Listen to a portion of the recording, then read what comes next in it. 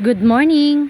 So umaga nga ako nagising mga mare para mag-ayos nga nitong aking tindahan. Sa mga nagtataka nga kung bakit on off ang aking pagbablog mga mare ay ito nga, sasabihin ko nga sa inyo. Nitong mga nakaraang araw nga mga mare ay sobrang na-stress nga ako at inaatake nga ako ng aking anxiety. Yung tipong halos wala na nga akong tulog mga mare at 3 oras o 2 oras nga lang yung tulog ko kasi kakaisip ng mga utang na yan. Kasi yung mga inaasahan kong bayad nga nila mga mare ay pamili ko nga itong aking tindahan, pero ang nangyari ay ako na nga ang nangutang para lang may laman itong aking tindahan. Nagpautang kasi ako sa tao na yun at pinagkatiwalaan ko siya na magbabayad nga siya ng 2 buwan lang, pero ang nangyari 4 na buwan na nga mga mare hindi pa siya nagbayad. Kaya sobrang stress nga ako mga mare at nawalan nga ako ng ganang magtinda dito sa aking tindahan kasi sobrang wala na nga ang laman. Kasi nga halos utang din ang nangyari dito sa aking tindahan mga mare at hindi nga ako nagpapalimit, pero ngayon natuto na nga ako. Kasi kung hayaan mo lang talaga sila na utang lang sila ng utang mga mare ay kahit magkano utangin nila, pero pagdating sa bayaran ay may mga balance nga na malalaki pa. Kaya ang hindi nga mga mare ay ako namomroblema kung paano ko nga ito paikot-ikutin itong aking tindahan or ito nga ang aking puhunan. Hindi talaga biro na magtinda ka at magkaroon ka ng sari-sari store kasi halos lahat nga ng puhunan ko dito mga mare o lahat ng ipon ko ay dito nga napunta. Kasi sa tuwing namimili nga ako mga mare o magpapadeliver nga ako ng mga soft drinks at alak ay puro nga ako abono dahil nga puro utang nga itong aking tindahan. Kaya ngayon nga mga mare ay nag-abono na naman ako ng 20k, pero may limit na nga ako sa pagpautang hanggang 2k lang. Kaya kung sumama man ang loob nyo mga mare ay wala na akong pakialam kasi ako rin naman ang nahihirapan. Baliktarin nga natin ang sitwasyon mga mare, ako ang mangungutang tapos kayo ang magtitinda. Iwan ko lang baka puro mura talaga yung abuting ko. Kaya ang ginawa ko nga mga mare ay nagpaskil na nga ako dito sa labas ng aming tindahan na bawal na magpautang ng bigas, alak, frozen foods, cash at kung ano pa yung mga mamahalin kong puhunan sa aking tindahan. Kasi ayoko na dumating yung mga panahon na naman na wala na namang laman ito aking tindahan tapos makita ko yung listahan ay puro utang, talagang nakakainit ng ulo mga mare. Kasi nga kami na may-ari ng tindahan ay pinipilit ko ngang bumili dito sa sarili naming tindahan at nililista nga namin kung ano nga yung mga kinukuha ng aking mga anak. At lagi ko ngang binibilin sa kanila mga mare na kapag wala nga ako tapos mayroon nga silang gustong kainin ay ilista nga nila kasi binabayaran nga namin ito. May trabaho naman yung aking asawa mga mare at meron naman siya sariling negosyo, kaya ang ginagawa ko yung binibigay nga niya sa akin ay binabayaran ko or bumibili nga ako dito sa aking tindahan. Tapos itong bunso ko nga mga mare may sarili nga siyang pera kasi may mga alawas naman sila sa school na natatanggap. Sabi ko nga sa kanya ay bumili nga siya dito or lahat ng mga kinukuha niya ay bayaran niya kasi hindi nga bero na mamuhunan tapos kunin na naman namin lahat dito. Ay nako, dai pordoy na naman ang negosyo. Basta makaingon na lang jud ka nga, hay nako Diyos ko Lord. Tapos yung ibang tao pag hindi mo pinautang ay magtatampo sila tapos di na sila bibili sa'yo, ganon. Kaya wala na talaga akong pakialam mga mare, bahala kayo dyan. Uy, kahit kami na lang din ang bibili sa aming tindahan, okay lang din naman. At least ba may stock, kasi pag may gusto kang gamitin, edi bumili ka na lang dito sa sarili mong tindahan kaysa bumili ka pa sa ibang tindahan. Ang kagandahan lang talaga pag may sarili kang tindahan nga mga mare ay hindi ka nalalabas. Pag may kulang ka nga or magluto ka, mayroon kang gustong kainin, hindi mo na kailangang lumabas, dito ka na lang kumuha sa yung tindahan. Yun nga lang, kailangan mong bilhin o kailangan mong bayaran para mapaikot mo pa yung inyong puhunan. Anyway mga highway, nandito na nga yung aking dusawa, dumating na nga siya at bumili nga siya ng tinapay. Dahil tag-ulan na nga mga mare, lamig yun na siya, sausaw sa kape. At pagkatapos ko nga mag-arrange dito sa aking tindahan mga mare, ay naglagay na naman ako dito ng aking mga halaman. Siyempre hindi talaga mawawala yung aking halaman mga mare, kahit punuin ko pa ng paninda itong aking mga tindahan mga mare, hindi talaga mawawala itong aking mga halaman. Kasi nga sobrang hilig ko talaga sa halaman mga mare.